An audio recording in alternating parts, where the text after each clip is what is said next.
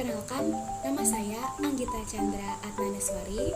Saya merupakan mahasiswa Universitas Muhammadiyah Jakarta dari Fakultas Ilmu Sosial dan Ilmu Politik, Program Studi Ilmu Komunikasi.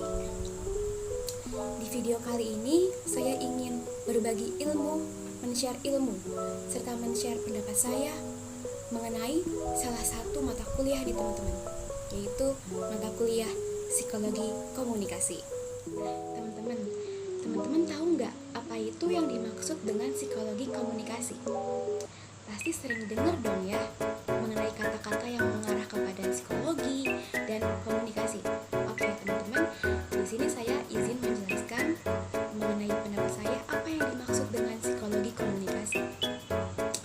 Psikologi komunikasi berasal dari dua kata, yaitu psikologi dan komunikasi.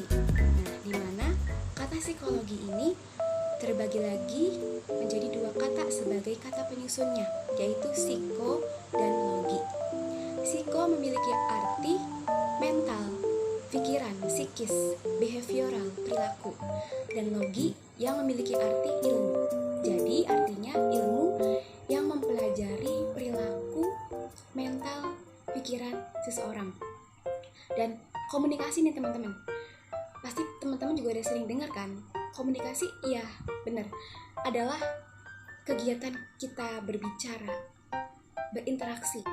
Jadi komunikasi adalah sebuah kegiatan berbicara, berinteraksi dari komunikator kepada komunikan yang menyampaikan isi pesan yang diharapkan terjadinya feedback atau umpan balik dari komunikan kepada komunikator. Nah, jadi kalau digabung nih teman-teman, apa itu psikologi komunikasi? Berarti kurang lebih artinya teman-teman, ilmu yang berusaha mempelajari, memprediksi mental, perilaku, behavioral, psikis, pikiran seseorang dalam berkomunikasi. Ya. Nah, teman-teman, di dalam psikologi komunikasi itu banyak banget loh pokok-pokok bahasanya. Nah, di video kali ini saya hanya akan menjelaskan salah satu pokok bahasanya, yaitu mengenai adiksi internet. Jadi psikologi komunikasi dalam adiksi internet. Oke, gak usah berlama-lama, kita lanjut ke pokok bahasan selanjutnya. Check it out. Oke teman-teman, sekarang kita masuk kepada inti pembahasannya, yaitu mengenai psikologi komunikasi dalam adiksi internet. Oke, teman-teman pasti sering dengar dong apa itu adiksi internet. Mungkin kalau kata internetnya udah sering dengar ya teman-teman. Itu merupakan kata-kata yang sering banget kita dengar dalam kehidupan sehari-hari. Nah, kalau adiksinya, teman-teman ngerti gak sih apa arti konkret dari adiksi itu sendiri? Adiksi itu merupakan suatu kondisi ketergantungan secara mental dan fisik pada hal-hal tertentu, sehingga dapat menimbulkan perubahan perilaku pada orang yang mengalaminya. Jadi, arti dari adiksi internet itu ialah suatu kondisi ketergantungan secara mental dan fisik pada hal-hal yang berbau dengan internet atau pada internetnya itu sendiri, sehingga dapat menimbulkan perubahan perilaku pada orang yang mengalaminya. Nah, jadi itu ya teman-teman pengertian dari adiksi internet. Sekarang kita lanjut ke poin pertama dari adiksi internet. Yang pertama itu merupakan kecanduan connectivity. Apa sih kecanduan connectivity? Oke. Connectivity itu kan artinya keterhubungan, sebuah hubungan. Berarti kecanduan, keterhubungan. Keterhubungan apa? Nah, dalam arti di sini berarti keterhubungan dalam hal-hal yang berbau dengan internet atau keterhubungan dengan internet. Jadi kecanduan, keterhubungan dengan internet. Nah, kalau kita pikir-pikir teman-teman, berarti kecanduan, keterhubungan dengan internet itu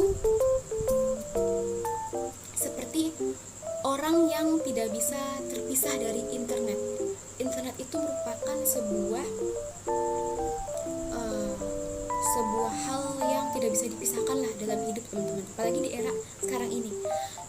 Ya teman-teman bayangin aja, kalau misalkan 1 jam aja teman-teman nggak bisa mengakses internet, membuka internet, pasti rasanya bosan banget kan teman-teman, dan kayak hampa gitu. Nah, itu memang benar teman-teman, hal itu nggak bisa dipungkiri karena ada penelitiannya loh teman-teman di Amerika.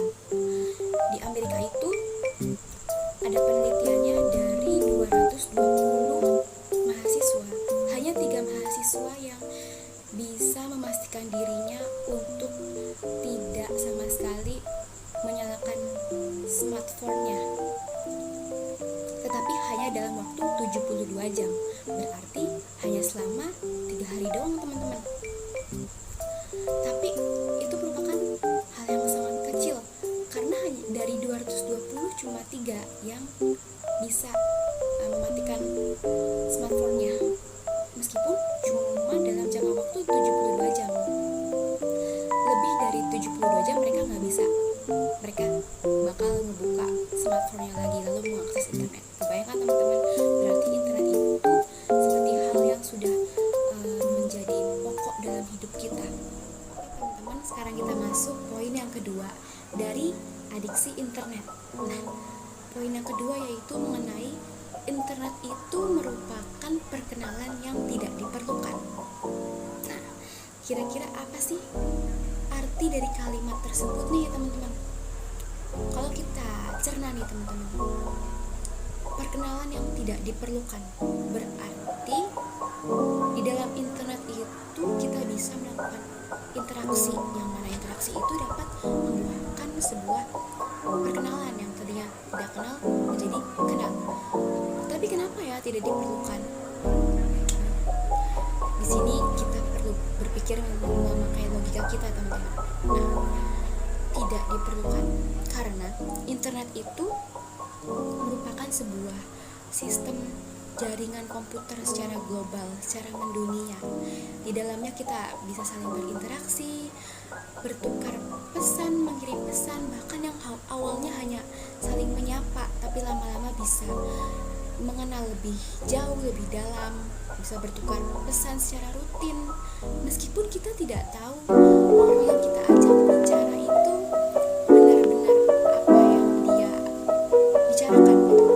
Jadi dia mengaku laki-laki perempuan, tapi kita bisa memastikan bahwa dia benar laki-laki dan perempuan? Tentu enggak kan teman-teman.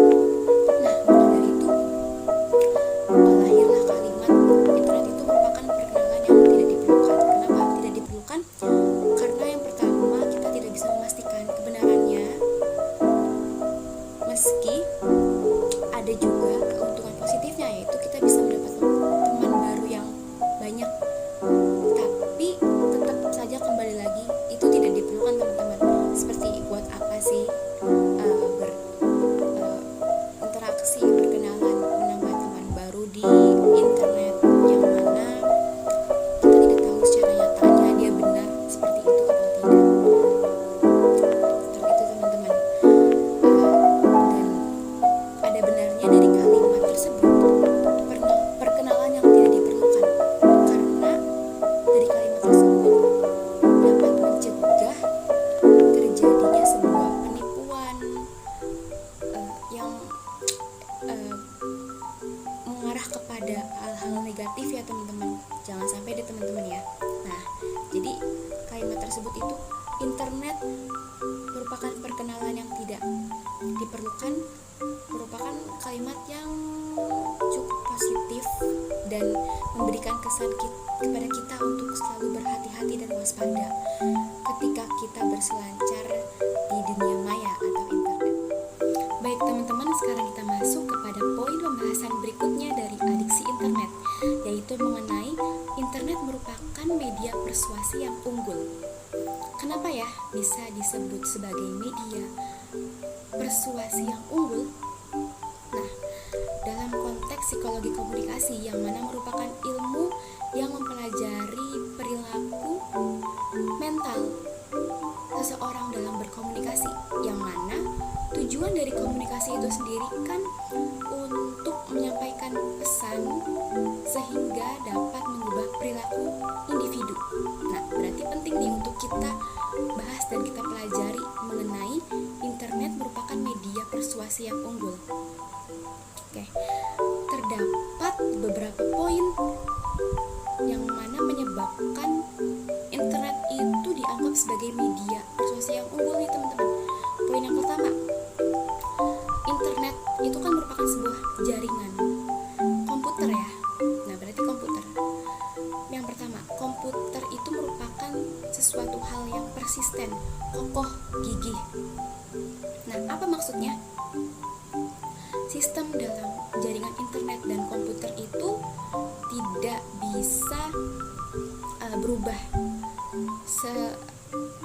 seenaknya gitu. Jadi dia itu sebuah sistem yang tetap, yang akan berjalan sesuai yang diciptakan oleh manusia gitu.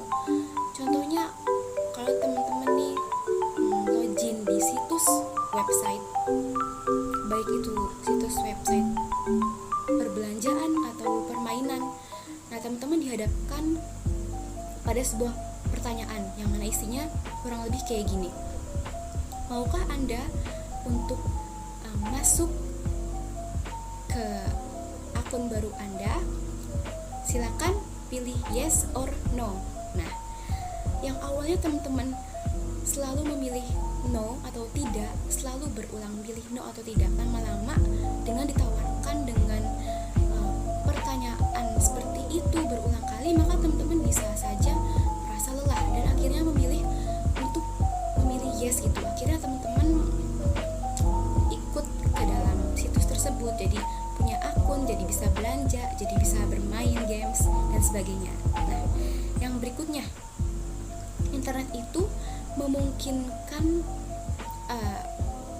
peluang fitur anonim atau anonimus. Nah, tentu teman-teman kita udah gak asing lagi yang namanya sistem atau fitur anonim, dimana di internet itu kadang ada orang yang lebih nyaman untuk memakai fitur anonim, jadi dirinya itu lebih memilih tidak kelihatan gitu, tidak terlihat oleh orang-orang banyak.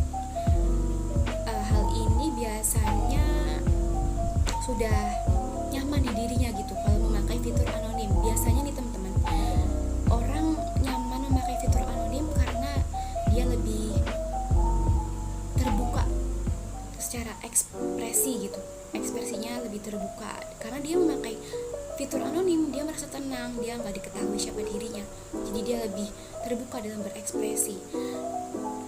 Jadi biasanya tuh dalam komentar-komentar yang negatif atau komentar yang berani-berani teman-teman, atau menyangkut konten-konten yang sensitif seperti konten yang berumur gitu, berumur dewasa, 18+ dan lain sebagainya gitu teman-teman. Berikutnya, internet atau komputer ini merupakan sebuah sistem dengan penyimpanan dan sistem yang bisa memanipulasi data dalam jumlah besar. Apa sih maksudnya teman-teman? Maksudnya nih, contohnya dalam situs belanja online. Nah, awalnya teman-teman itu cuma mau nyari satu barang, tetapi ketika muncul ada barang-barang lainnya yang gak teman-teman cari. Contoh, teman-teman nyarinya ingin membeli sepatu, berarti kan teman-teman ketik sepatu gitu ya, tapi pas muncul ada kaos kaki dan barang-barang lainnya. Jadi teman-teman yang awalnya cuma niatnya beli sepatu, tapi karena tertarik dengan kaos kaki ini, jadi beli juga deh gitu. Jadi itulah poin manipulasi. Apa yang kita inginkan disuguhkan tetapi ditawarkan dengan yang lainnya gitu, dengan varian lainnya. Yang berikutnya, internet atau komputer itu memungkinkan penggunaan modalitasnya. Apa itu yang disebut dengan modalitas? Yaitu modalitas internet itu sendiri teman-teman. Nah, modalitas itu yang biasa kita ketahui berupa gambar, video, dan audio yang merupakan fitur dari internet itu sendiri. Nah, kenapa dia memungkinkan penggunaan modalitas? Karena gini teman-teman, jika dia hanya menggunakan salah satu nih, yaitu hanya menggunakan gambar, maka maka orang-orang cenderung akan bosan, jadi nggak mau lama-lama di internet. Tapi karena internet ini menggunakan ketiganya, yang itu sebagai modalitasnya, yaitu gambar, video, audio, jadi para pengguna internet ini lebih nyaman dan betah untuk lama-lama di internet gitu teman-teman. Jadi strateginya tuh seperti itu. Yang bosan melihat gambar aja secara visual, ada fitur audio, bisa dengerin musik. Lalu bosan nih dengerin musik aja, ada fitur video, bisa nonton film dan cuplikan lainnya. Begitu terus berulang-ulang. Jadi membuat penggunanya itu tetap betah dan nyaman. Nah, maka dari itu, ke semua poin tersebut, internet pantas dikatakan sebagai media persuasi yang unggul karena sangat mempersuasi, sangat membujuk, sangat mengajak para penggunanya untuk terus berada di dalamnya dan menggunakan internet tersebut. Teman-teman, sekarang kita masuk ke poin pembahasan berikutnya, yaitu mengenai diagnosa akibat dari adiksi internet. Ada beberapa poin. Yang pertama yaitu salience, yang kedua itu mood modification, yang ketiga loss of control, yang keempat withdrawal, dan yang kelima denial and concealment. Nah, yang pertama salience. Apa itu salience?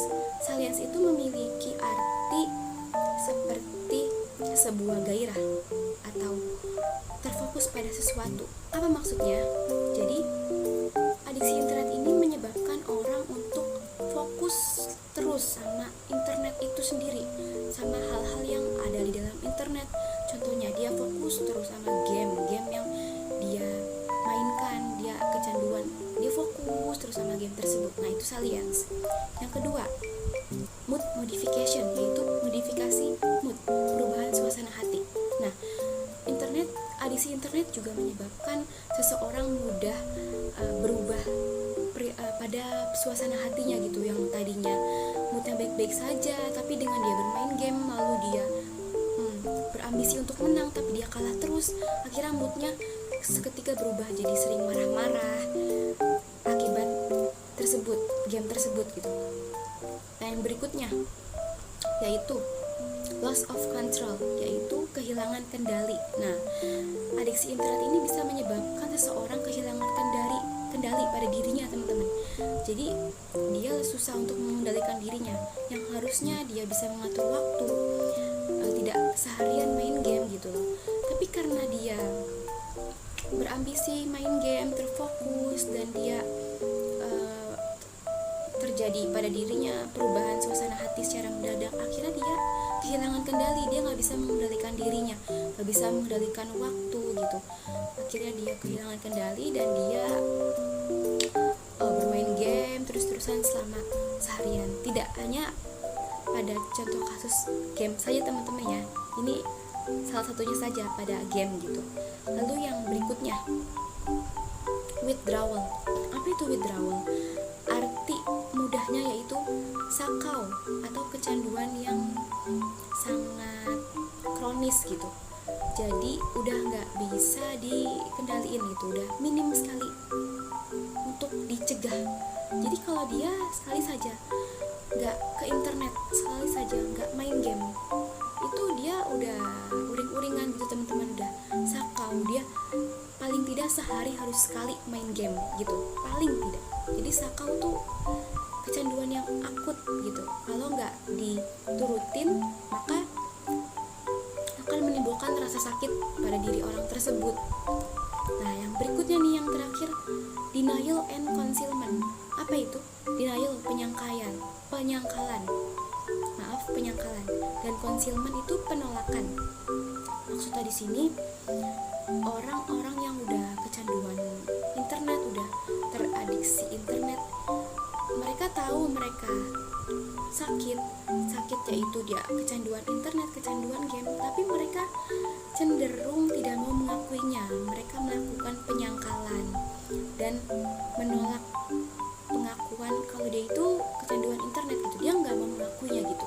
Jadi seperti sebuah kesalahan yang dia tutupi. Dia malu untuk mengakuinya. Dia tahu dia salah, tapi dia lebih memilih untuk berusaha menyangkal, menghindar, dan tidak mengakuinya. Nah, itu teman-teman, cukup berbahaya bukan diagnosa yang diakibatkan dari adiksi internet ya teman-teman. Semoga kita bisa terhindar dari yang namanya diagnosa dari adiksi internet ini ya teman-teman. Semoga kita bisa menggunakan internet sebijak mungkin, menempatkan pada tempatnya gitu teman-teman. Kita menggunakan secukupnya, seperlunya, kita menggunakan yang baik-baik saja dan tidak terlibat pada hal-hal negatif yang terdapat di dalam internet. Mungkin segini aja untuk materi mengenai psikologi komunikasi dalam adiksi internet dari saya. Kurang lebihnya mohon maaf apabila banyak terdapat kata-kata yang salah, dan semoga video saya ini bermanfaat bagi teman-teman.